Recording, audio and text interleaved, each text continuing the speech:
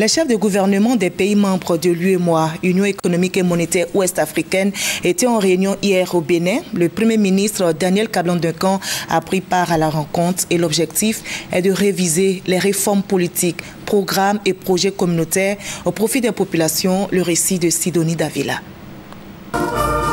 Moment d'échange et de partage sur la marche du processus d'intégration des communautés des États de l'UEMOA, Union monétaire ouest-africaine. Cette toute première rencontre des premiers ministres et chefs de gouvernement de cette union marque un nouveau départ dans le renforcement de l'intégration régionale.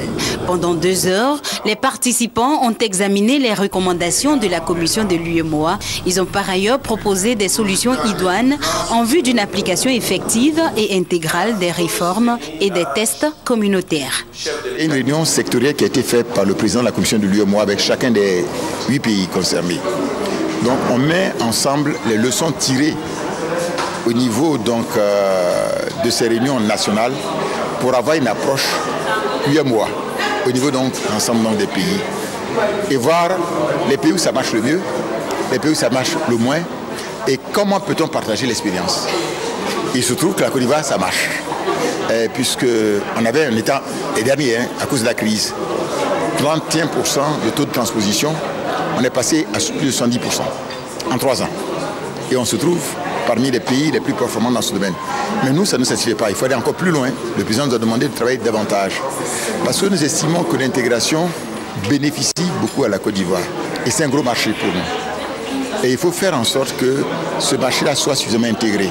Depuis la création de cette union, de grandes avancées ont été constatées.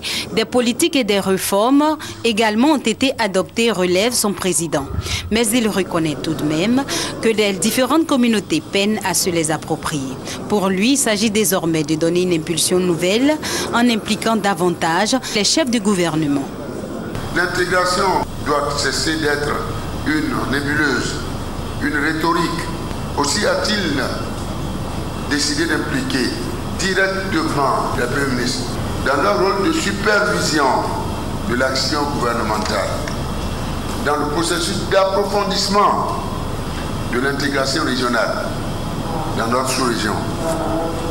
Je voudrais attendre de votre implication la mise en œuvre effective des dispositions communautaires dans nos États.